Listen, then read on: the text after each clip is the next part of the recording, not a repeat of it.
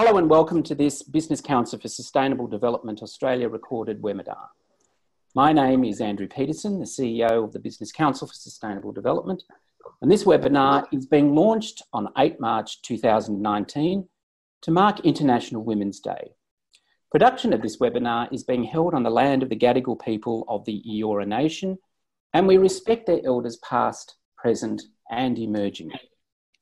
The title of this webinar, From White Noise to Green Shoots, was deliberately chosen to reference the women's suffragette movement and in particular pose the question whether we're seeing progress on matters of human rights and in particular that of equality of women in the workplace, whether it's equality of opportunity, of pay or of inclusion.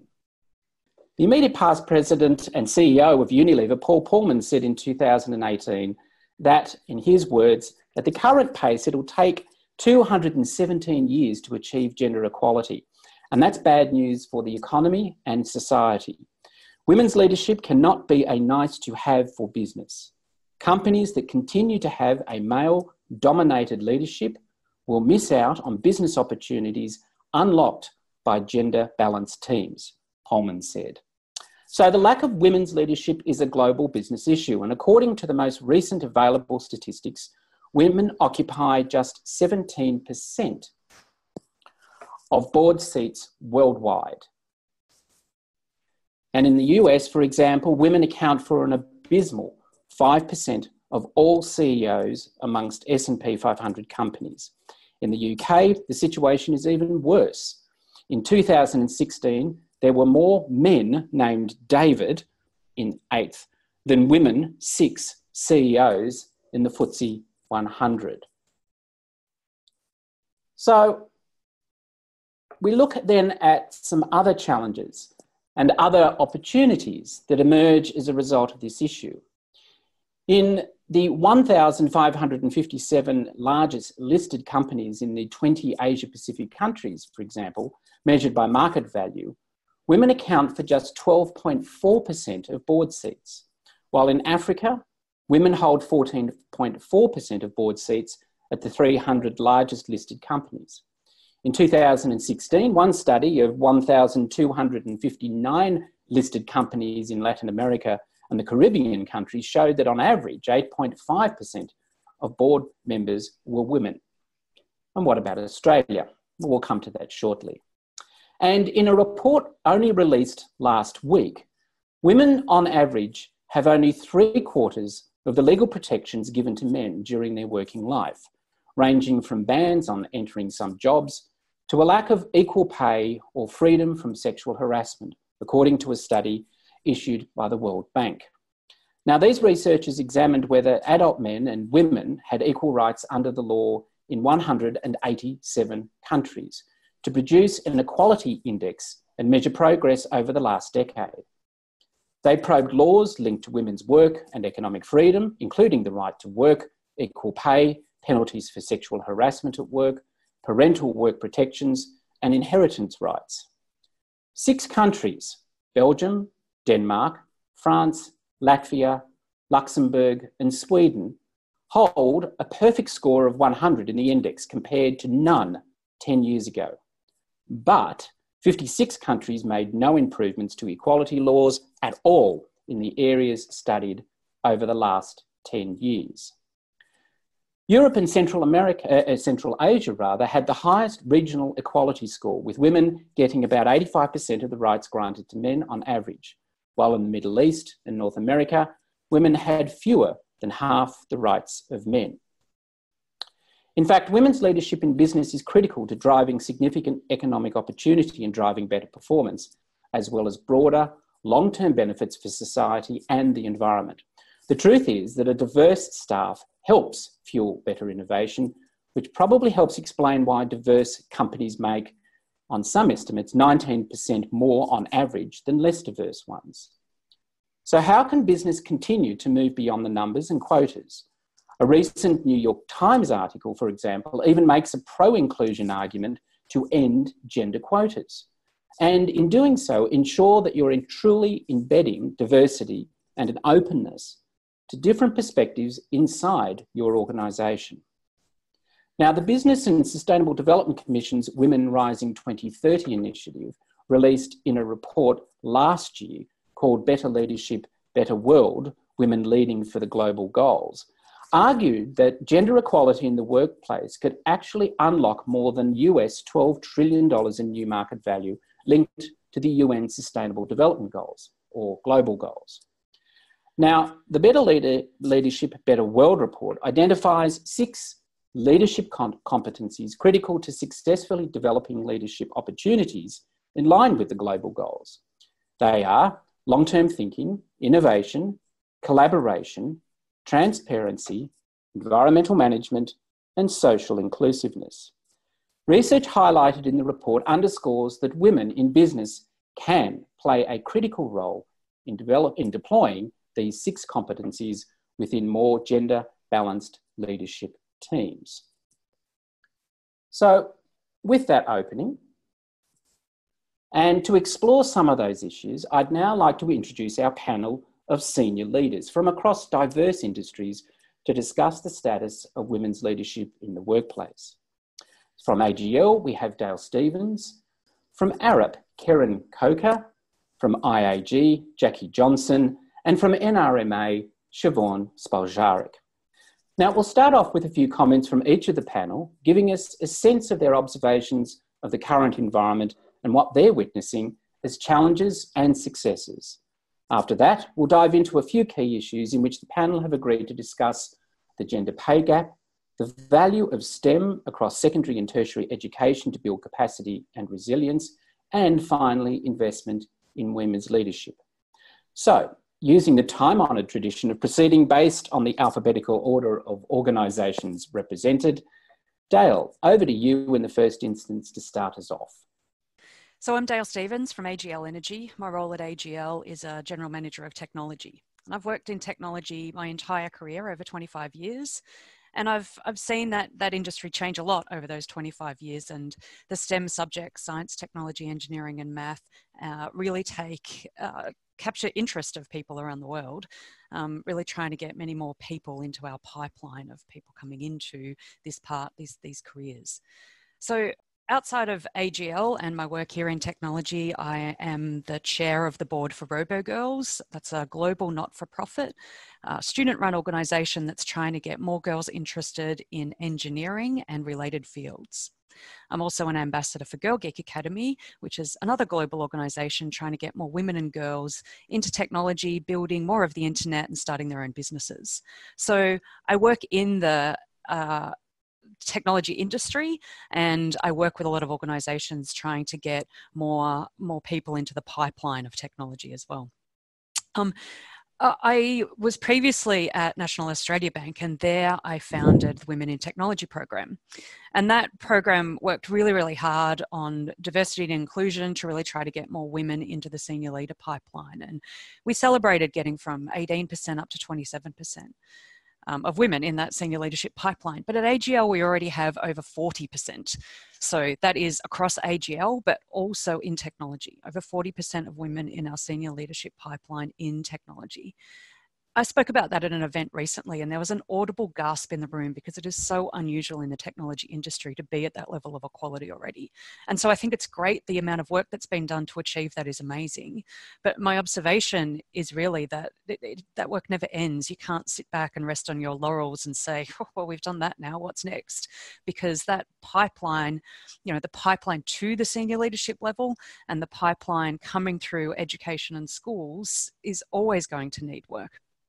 I look at the way education works today and building the pipeline that we will get to experience in a few years is very different to the way education worked when I was at school, teaching children about technology and the way that works. And there's so much work to be done still on getting children interested in those STEM careers, because kids are making choices subconsciously as young as 5 or 6 about what's a boy's job and what's a girl's job. So really keeping the topic of conversation open and really pushing that leadership into driving for equality throughout all aspects of our pipeline is really important. We can't rest on the laurels to say we've achieved that equality, isn't that great? We have to keep working really hard on it. And a bunch of the things that we're doing there is not just trying to fix women. It is really all about how we offer flexible work. Every single job at AGL is flexible. And really making that something that's within our culture, that it's not just something that, that parents take up. We have families at AGL, recognising that more than 50% of our people, not just our women, have families to look after. Really focusing in on those traditional gender roles are a thing of the past. But then outside of the technology part of AGL, we have, power generation sites. And that's a much tougher space to, achieve equality right now. I went to a store on the weekend, a safety workwear store.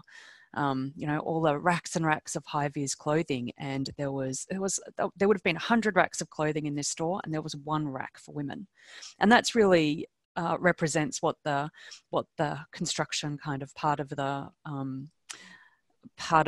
our workforce is like, and how much work there is to be done there. So that's an interesting space to step into too. But I am really excited about the level of equality that we have managed to achieve, and recognise that there is so much work still to be done, and that we have to keep the conversation alive. And that's what I'm proud to be here and part of today. Thanks. Thanks, Dayle. That was very helpful, and we'll come back to some of those comments, particularly about what's a boy's job, what's a girl's job. The question of what is a job these days is quite relevant. Let's move now to Kerryn Coker from Arup. Kerryn, welcome, and perhaps you could give us an insight into what your role is at Arup and what work Arup and yourself in Arup are doing in relation to supporting women's work in the workplace. Sure. Good morning.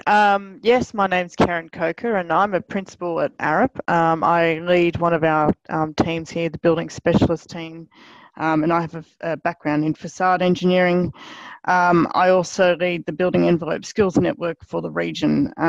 So I have a role which is still leading some projects, still leading facade design on some of our projects, but it's also team leadership and kind of more broad regional and global leadership in our facade engineering space.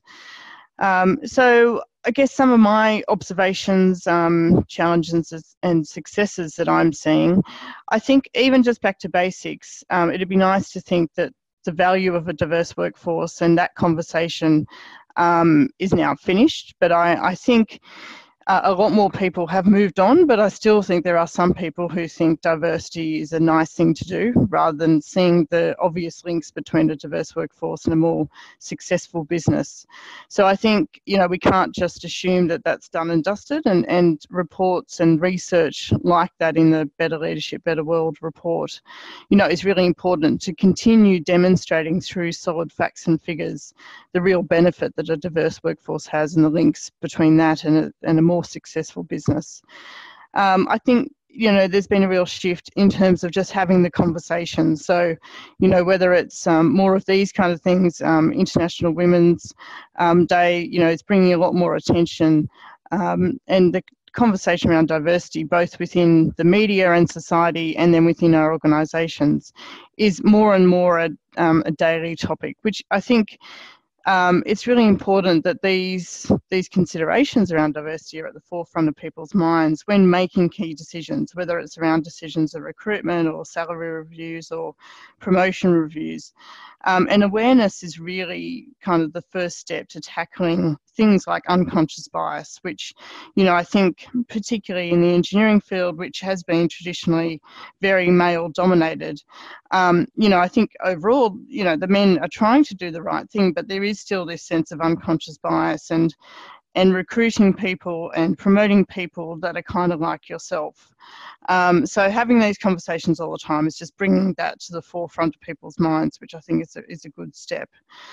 In engineering itself, there's still only 12.4% of engineers in Australia who are female, and actually that number has decreased.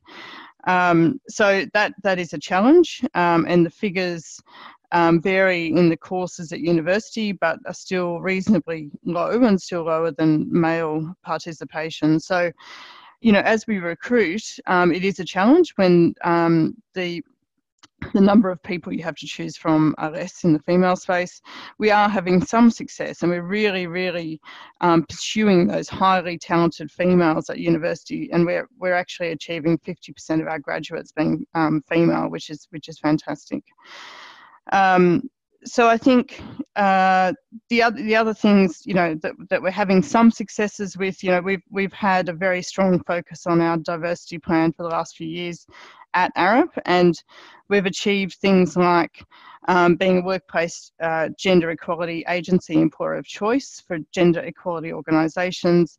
Our region chairmen have been part of the Male Champions of Change organisation for quite a number of years now. And in 2017, we were awarded Engineers Australia Most Outstanding Company in the gender diversity space, which is great. And I think it's just a recognition that there has been a real focus in Arup on this in the last few years, but by no means are we saying, right, it's all sorted. You know, there's significant progress yet to be made. And I think the challenge particularly, which I think we'll be talking about a little bit later on, is how do you achieve that gender diversity through the middle and higher kind of levels of our organisation and in the leadership space.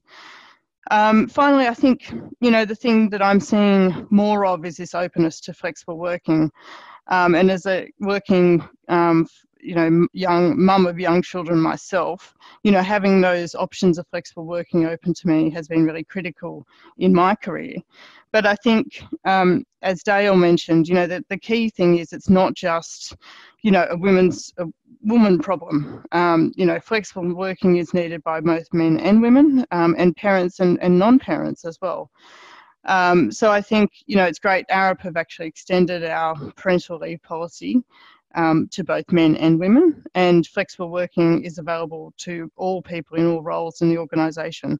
And I'm seeing more and more men actually taking up that option and deciding to find a way for them that they can achieve, you know, career success, but also have the flexibility to engage more in their home lives. So, you know, I think there's definite change that we're seeing, but as Dayle said, you know, it's something that we just have to continue working on and continue talking about.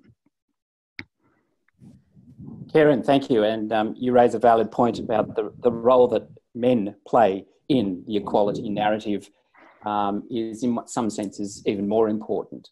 Let's move on to Jackie. And Jackie, you have a very comprehensive role at IAG, and IAG itself has undertaken some very comprehensive change over the last couple of years. Could you give us an insight into what your role at IAG and what IAG is doing at the moment in this area? Hi, so Jackie, Group Executive of People, Performance and Reputation.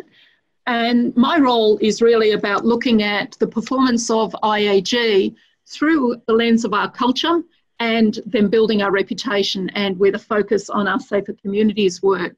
So it's really how we make the money. And prior to this, I was CEO of our New Zealand operation and then 2 other divisions. And I've observed firsthand the skills that's needed to help resilient communities in the era of increased climate change, but also some of the social dynamics that are occurring in our communities.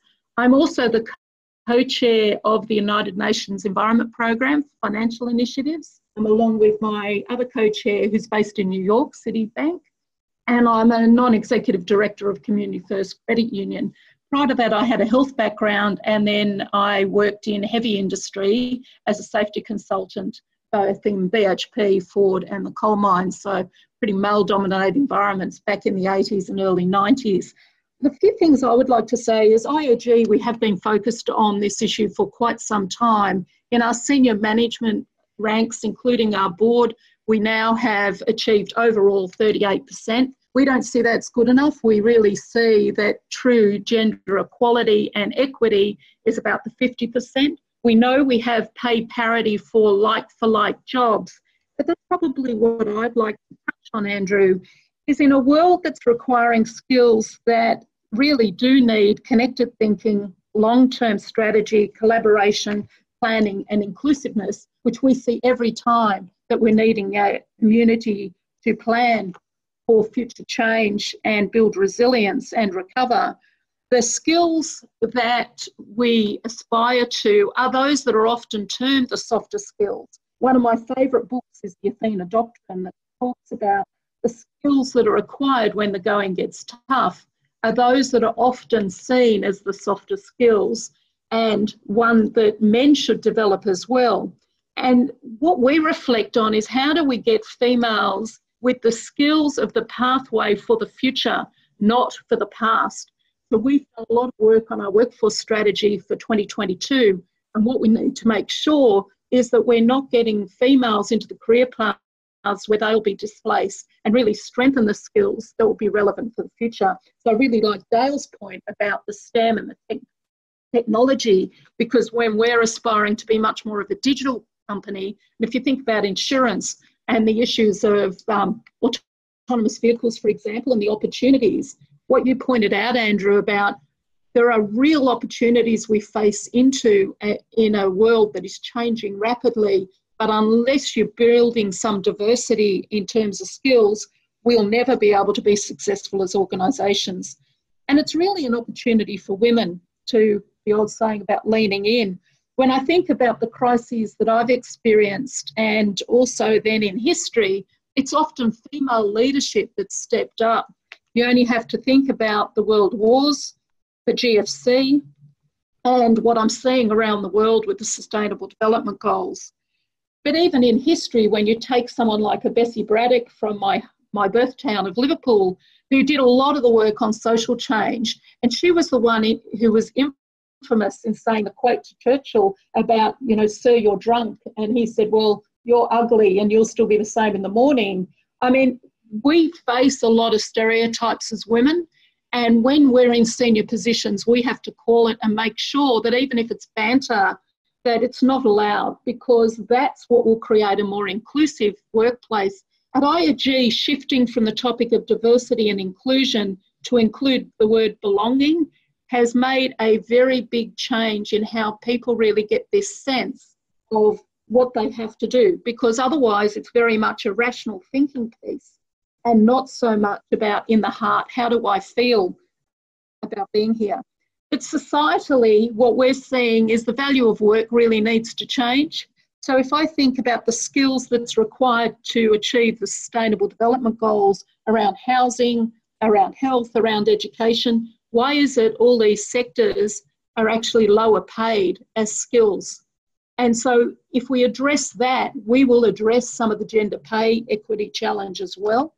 I liked what Dayle was saying about the STEM piece, because my sister is a technologist and she also teaches robotics for school kids.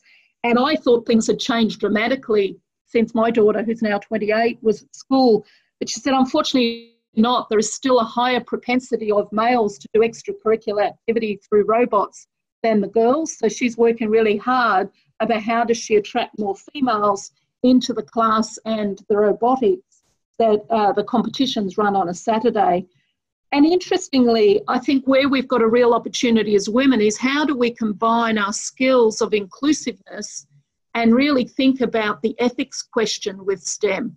So I know my colleague Julie Batch, who is my fellow group executive here at IAG, who's female, she's actually leading a lot of thinking around things like artificial intelligence and data and how we face into the ethical questions that arise out of those things. And I'll summarise up by saying, you know, from my view here in IAG and the other roles I hold, I would actually say we need to redefine what we see as power. Because if we just aspire for the same power base, which is about control, that does not work in a future world. It's about influence, credibility. So how do we make ourselves part of that success?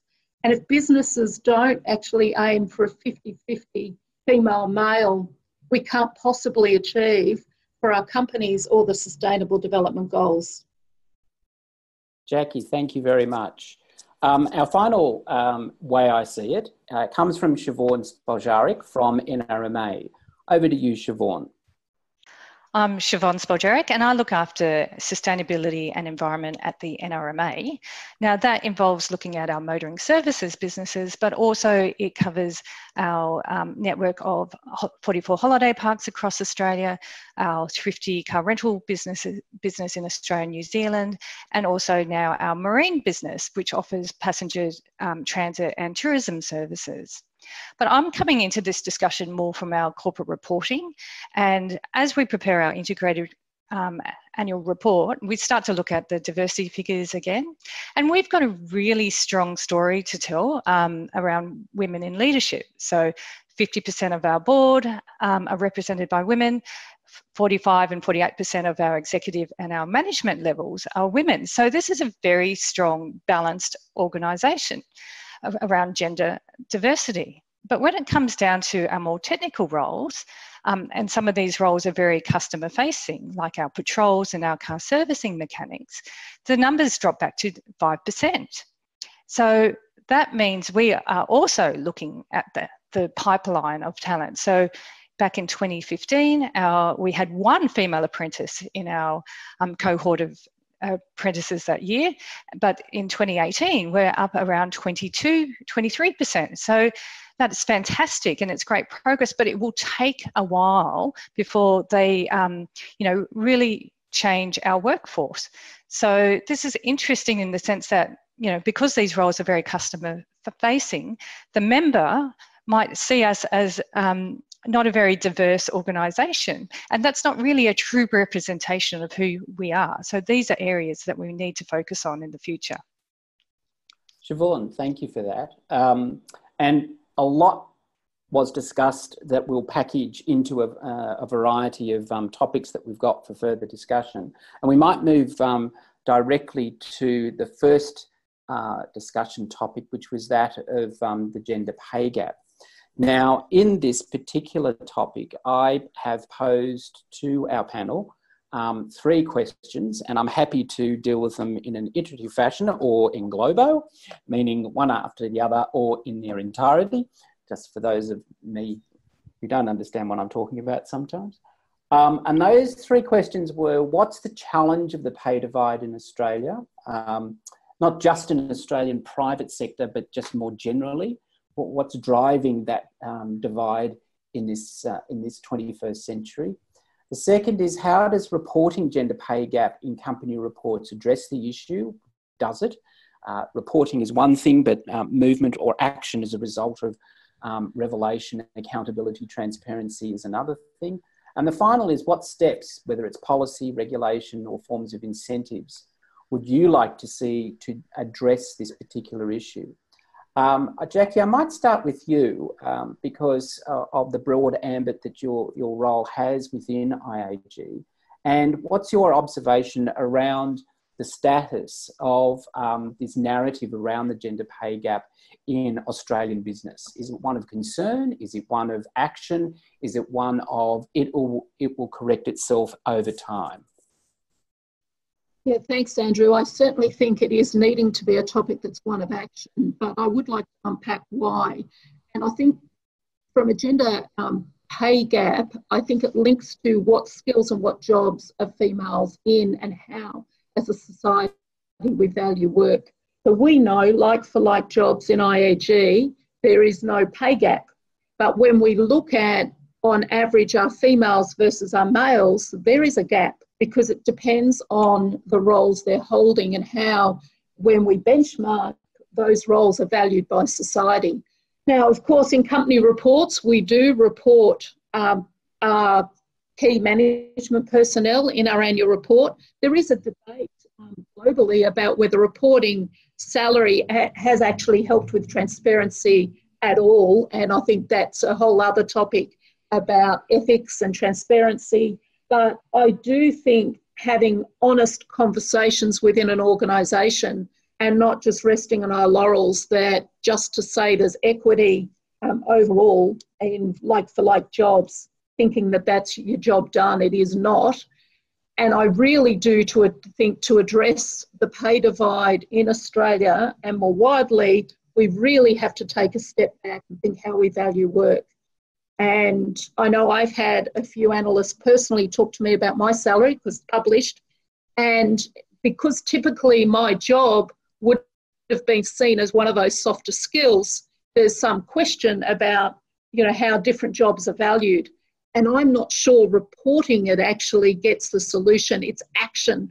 What do we do to really turn the dial to make sure you've got the right career paths, the right value for work? Yeah, it's a very interesting observation, and nice pivot then, I think, to Dayle, in a publicly listed company as well, and asking that question around the role that reporting gender pay gaps within the by AGL into the public domain, and then its comparison not just across sector but also across, I guess, the industry wide. Dayle, what are your thoughts in relation to this issue? So I think it's a very good thing that we disclose the gender pay gap. We measure it the same way that Jackie mentioned, that like for like, people in like roles, there is no gender pay gap. But when you add it all up across the organisation, we just have more men in some of those, really those critical high-paying roles. So that comes out as a gender pay gap. So the action that we need to take is really that what I spoke about earlier, which is never stopping, never resting on your laurels about how many women you have in senior roles, but really working on that pipeline, getting more women into those critical roles, like Jackie mentioned, but reporting on it and disclosing it keeps it front of mind for people. So it's something that you can't hide behind. It's there, it's disclosed, and it's something that we all need to take action on. So I think the disclosure is great from that sense. I think it needs to come with when we do talk about it, and certainly whenever we do release it, we have internal conversations within AGL to make sure people understand it does not mean that people in similar roles, there is any pay gap there. I think as a leader, you should always be in a position that if in Australia, we have a culture where you don't talk about how much you earn, but should there be a situation where that is accidentally disclosed, and that has happened before, then what conversations are you going to have with your people to say why that is? And so always looking to make sure that you've got parity in pay in similar roles and similar skills is a role of a leader, and knowing that it will be measured and communicated is something that keeps it front of mind and keeps people working towards it. Which is interesting then when we look at Arup and NRMA that are neither publicly listed, and in the case of Arup, it's a consultancy that in its truest sense is actually owned by those people that work at it. So Kerryn, what role does shining a light on the gender pay gap within an organisation like Arup mean, and what does it do about responding to that should it exist? Yeah, it is a bit different at Arup. As you say, we're held in trust and we're staff owned, so it's a very unusual ownership structure, and it means that we are responsible to all of our staff. So they are the people that would be asking the questions quite rightly. So, I think to the point about what is the value of having the information to hand, I think you need to have that information to just start the conversation. So we have got a lot better in the last few years at having much clearer, transparent data available about comparing gender pay for like roles. And we did find that it varied, but there were some gaps even for like roles. So in the last couple of years, for the group leaders, when they're undertaking REM reviews on an annual basis, we're now given much clearer information and actually given a percentage comparison between our gender pay levels. So I think, with information is power, and as group leaders, we can now, it's very apparent to us if there is any kind of gender pay gap, and it's put to us to resolve that. But it's actually not just left to the individual managers. The group CEO, group COO, and head of our people and culture business, they all review our group gender pay ratios, and we are responsible to them, and we need to be able to explain to them if there is any gap. So it's the information is there, but there is also now accountability. And I think, as has been mentioned, if if our company owners, which are our staff, if they are asking questions, they've now got this information, and if they ask the question of why is there a gap there, we need to be able to explain that. So I think we have made a lot of progress in terms of reducing that gap. I think it's still something that we're working on, but there is a lot more focus on information. So we've done reporting and some market mapping across all of our regions, and come up with some heat maps of pay gaps across different countries and grades and disciplines. So again, that information is now much more transparent and is something that we can action. So I think, with information, we've become also much more accountable, and we're now making a lot of headway in terms of reducing that pay gap over the last 4 years between female and male salaries. And I think, as I said, we've got 50% of our graduates are female. So, from day one, there is no pay gap. But then I think where you start to see it is as females move through the middle section of their career, and they perhaps take maternity leave, or and then they come back and work flexibly. I think that is particularly the time at which that pay gap can start to be seen. We now offer superannuation payments during maternity leave, so that is one step that helps. Profit share is continued to be paid through parental leave, which is another step in the right direction. But I think then it's monitoring when people return to work, and if they're returning to a role of equivalent responsibility, even if it is on a part-time basis, then there is absolutely no reason for a pay gap to their male peers. So look, I think it's a work in progress, but there is a lot more pressure for leaders to be accountable and to really change any issues that we're having with pay gap in the organisation. Thank you for that. Let's move on to STEM, and a topic that all of you actually raised in one form or another, and conscious that we need to move on. I very much welcome Jackie's thoughts in relation to her point around the skills issue here and its efficacy. And more broadly, in an age of EV, AV, cyberware, AI, IoT, what role are STEM qualifications and skills going to play in a modern business that responds to and reflects diversity? In other words, what is that work going to look like? Are we just going to have highly trained female STEM operatives, or are they going to, through the injection of much greater diversity into upper and middle management, going to bring something quite different than perhaps we saw in the 20th century business model? Jackie. Thanks, Andrew. And I'd like to piggyback on some of Dale's earlier comments. I mean, I think our challenge with STEM is being clear what those skills are for our workplace. So when we look at our data analytics, when we look at artificial intelligence, when we look at machine learning, and we look at just overall digitisation, they are still very much male skills in the workforce. And so for us, participating particularly in pipeline activities, so the Code Like a Girl, the engineering, Women in Engineering program coming out of New South Wales University, we're really looking at how do we be part of the early pipeline, because we're not as successful in attracting those skills into IAG right now. And one of the things might be because when you're an insurance company, these skills are diverse skills from our core base of pricing, underwriting, claims. And so that topic I mentioned before about inclusion and belonging, it's a double banger here. We have to make sure that people with those skills feel they're part of our future, because that will be the future of our company. But we also have to make sure if you're a female within that cohort, that we work doubly hard at making sure that you have this sense of belonging. And I mentioned earlier about the question of ethics. I really do think that it's not just the technical skills that's going to be critical in leadership in this area. It's the ethical questions society needs to face in terms of things like privacy, in terms of things like autonomous vehicles, the connected home. They're all things that are front and centre for us as an insurer of how do we make sure that we really live our purpose of making your world a safer place And if all these things are game changers, we need to do it in a way that's safe for our people, making sure people are feeling included and a sense of belonging, and safe for our customers and communities.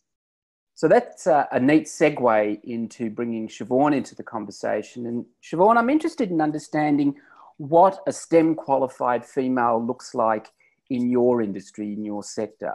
Can you share that with us? Yes, well, as you would know, that the changing face of mobility means the NRMA needs to change as well. So with the introduction of electric vehicles and automated vehicles, this is really changing our industry, and that's also changing the skills that we need within our organisation. And the organisation is quite focused on that at the moment, and so we've been really looking at the skill base of our motor mechanics. Do they need to be more auto electricians? But we also need to understand this from what does future mobility mean for our tourism businesses. So there's a whole range of work there that the organisation is looking at. But from my perspective as a sustainability manager, I just think the role of STEM is growing, similar to what everyone else is saying, is rolling in a broader range of roles. So as organisations embed sustainability, when your legal team is looking at electricity contracts, and do they need to have a stronger understanding around renewable energy and battery technologies? Does your communications team, do they need to be able to talk confidently about climate risk? Now, I think IAG, Arup and AGL probably got that one covered, but from smaller to medium businesses, this is probably an area of development. STEM's got a really important role to play even in our community programs. So we go out and we educate children through schools around road safety. But instead of telling children, to put a seatbelt on, wear your helmet, we're using science, and we talk about the principles of, physics and motion to help children understand why it's important. So these are not necessarily traditional STEM roles. So to me, it is around making sure, particularly if young people are coming through school now and they might be thinking about a career that is, to be a lawyer or to be in marketing, not to underestimate the role that STEM has, and having a good knowledge of this, because it will be really important in a whole range of careers going forward. So Dayle, let's turn to you and the subject of STEM, particularly the issue of whether or not this lack of STEM trained and qualified students or postgraduate students is really a gender issue. What's your take on the appetite of business for STEM qualified? What going forward are we going to need in terms of STEM qualified? And are we really seeing, or do we need to see, a difference between STEM females and STEM males? I think that we are going to need more and more STEM skills in business, and not just in STEM fields, but in all parts of careers. Every career, every role these days has some element of STEM in it. So, I work in technology. There's clearly a whole lot of STEM in my role, but at the energy industry that AGL is a part of, so many roles have STEM requirements. But, you look at all sorts of roles, from fashion, from, being a chef, all of those roles. There's so much technology, so much science, so much how things work, solving problems, and being able to think creatively about how to use the skills that you have to apply to those things is stuff that's really important in all types of businesses and all types of fields. So more and more STEM skills for everyone, I think, is really important. When it comes down to STEM qualifications, I think that gets harder. And I don't know that is, there's certainly a gender problem in those streams at universities. But I'm not sure that it's a gender issue as such. I'm not quite sure how to define gender issue, actually. That's why I'm struggling on that point. But, I look at, there's certainly a smaller number of women in engineering streams, in technology streams, in science streams than there are men, and there's a drop-off rate as well. That maybe students, I do see that students are entering university into these fields and then and then pulling out and changing streams as well. So there is a problem in there. I think some of the things that cause those problems, though, are just how we talk about it, how we encourage it, how, the more and more that the media talks about the lack of women in STEM, the less women want to work in STEM. So how do we turn that topic around to start talking about how every role is a STEM role, every job has STEM in it, the kind of careers that you can have when you're working in STEM, positive role models, positive experiences, great opportunities, and just how all of these subjects are, have that possibility to bring purpose and change the world. That's why I fell in love with technology 25 years ago, really seeing the possibility of it and how it could help people. So I think, there's so many different things that go into getting more females into STEM subjects at universities, but absolutely STEM capabilities are always going, and it's the dependence on them is going to get more and more in all sorts of businesses and all sorts of careers as we move forward. And it's interesting you say that about the excitement, and yet there are these contrary messages that we're hearing out in the marketplace. And the one that struck me as most interesting was that you're seeing on a regular basis government talking about cuts in research funding, lack of support perhaps of the tertiary education sector, and that in itself must be sending some kind of, not so much subliminal, but almost overt message to young men and young women about the investment that a society has in relation to the role that STEM will play into the future. I think you're right, but I think people need to look at it differently. We've struggled for years to be able to get kids to see what a career in STEM is. But I think if we turn it around and say every field has STEM in it, every job in the energy industry, every job in the finance industry, or that STEM's in all of them. And there is so much investment in research development in all of those, across all of those industries, that just looking for really specific funding in STEM is, I think we just need to turn it around rather than talking about a STEM career, talk about all the careers that have STEM in it. And that starts to change the perspective that people have when they look at the future. Yeah, it's that concept of STEM being not the 32nd flavour of ice cream, but actually the key ingredient in the other 31 flavours. Absolutely. Yeah. So let's while we've got you, talk about the final topic, which was investing in women's leadership. And right up top, we were talking about how this is one of the key foci of business, particularly post the Sustainable Development Goals. And to kick it off, be very interested in hearing from you and the AGL experience in particular about what signs you're seeing out there in the marketplace in business around the investment in women's leadership in a post-SDG world. So I think there's still a lot of investment. There's so many specific women's leadership programs, and so many organisations have, they have some kind of gender target that they need to hit, or that they've put in place, and they have they put in place a specific women's leadership development program that's going to help them meet that target. And I don't think that's wrong at all. I think that certainly helps. But what concerns me about those programs is that only a very select few people ever get to do them, and there's elements in those programs that so many people can benefit from, and not just women. So many people can benefit from them. And so, how do you take the great things in those programs and make them available on a much broader scale? Because I think you keep targeting that same group of people all the time, when actually you've got a really broad workforce that you never quite know where the next shining star is going to come from. And you're kind of relying on traditional methods to be able to find out, unearth those stars and put them through these development programs. But how do you work out how to create them for everyone, or make them available to everyone? And they're usually really expensive, and that's why only a small number of people get to do them. So part of what I really try to do is how to take the things that I've benefited from doing those leadership programs in the past, and how do I share them with as many people. How do I share my 25 years of experience and the leadership development that I've got with as many people as possible?